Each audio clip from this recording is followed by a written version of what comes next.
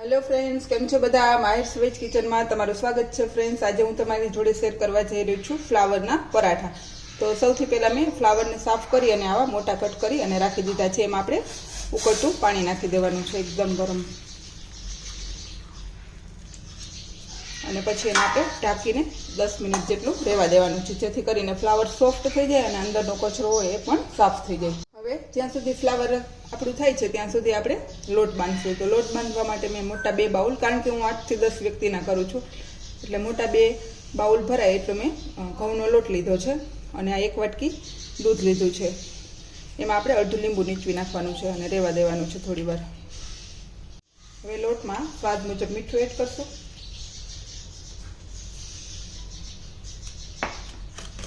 અને દળેલી સાકર હોય તો સાકર ને ખાંડ હોય તો ખાંડ એ 1 ચમચી આપણે એડ કરી દેશું।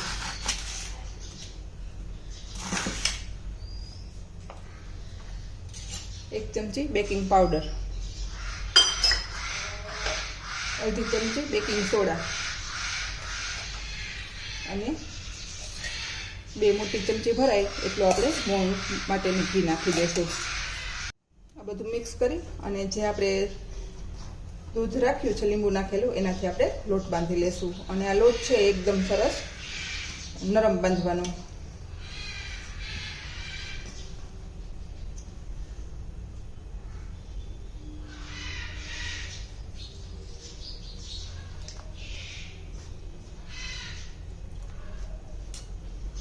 તો આ રીતે સરસ મિક્સ કરી અને આપણે લોટ બાંધી લેશું। અને જો આમાંથી આપણે દૂધ ઘટે તો તમે પાણી પણ એડ કરી શકો છો। आ ट्रीक थी परोठा है एकदम सरस सॉफ्ट और क्रिस्पी एवा बनशे।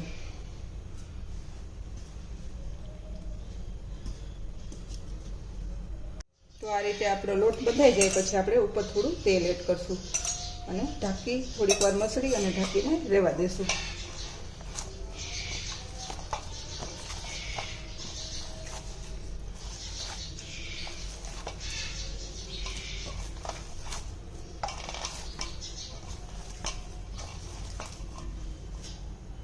आ रीते गरम पानी में फ्लावर ने बहार काढ़ी अने नितारी लेवाना छे। एकदम सरस नितरी जाए पछी एक खमणीनी मददथी आपणे एने खमणी लेवाना छे। तो आ रीते आपणे खमणी लेशुं अने पाणी एकदम सरस नितरी जवुं जोईए। आ रीते आपणे खमणी लेवानुं छे।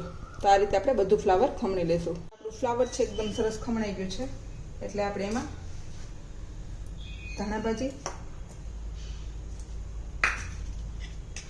आदू मरचानी पेस्ट मैं अत्यारे 5 चमची लीधी है, तमे तमारा माप मुजब वधु ओछुं करी शको छो। 1 चमची चाट मसाला पाउडर,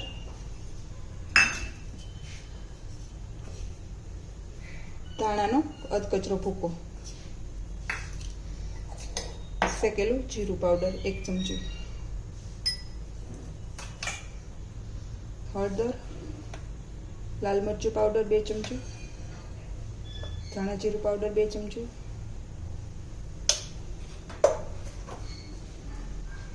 गरम मसाला 1 चमची, स्वाद मुजब मीठू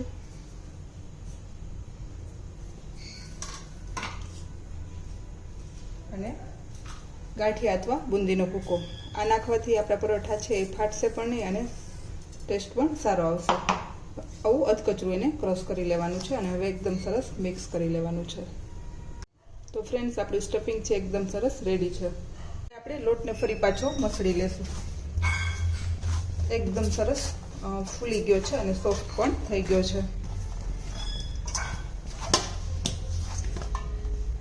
આ રીતના આપણે લુવા લઈ લેવાના છે મોટા અને એને આપણે સરસ વણી લેશું।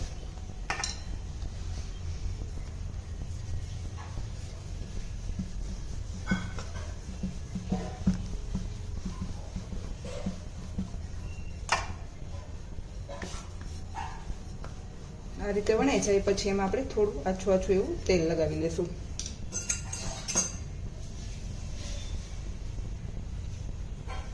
અને ફરી પાછું આપણે એને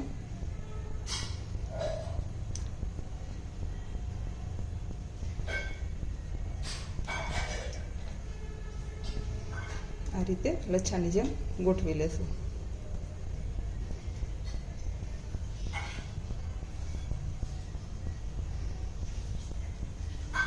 અને ફરી પાછું આપણે એને ગોળ વણી લેશું.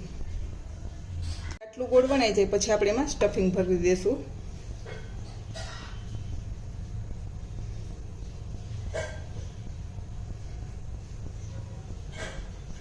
અને ફરી પાછું એને ગોળ કરી લેશું.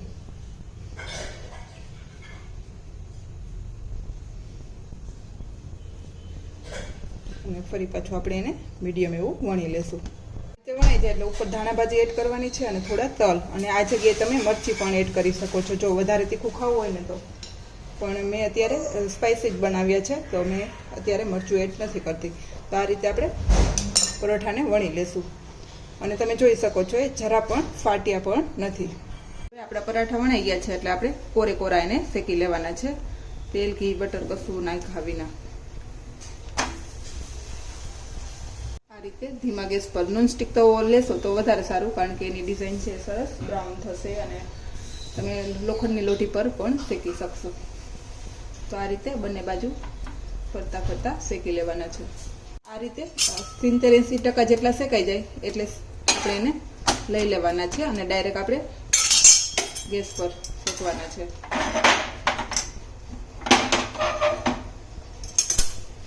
આ રીતે આમ તો ચૂલામાં પરોઠા શેકાતા હોય, પણ આપણી પાસે ચૂલો ન હોય તો આપણે ગેસની જારમાં શેકી લેવા. આ રીતે આપણે અડધા ચૂલા ઉપર અડધા લોખંડની કે નોનસ્ટિકની લોટી પર શેકી લેવાના છે. અને હવે આપણે ચીલી બટર બનાવશું.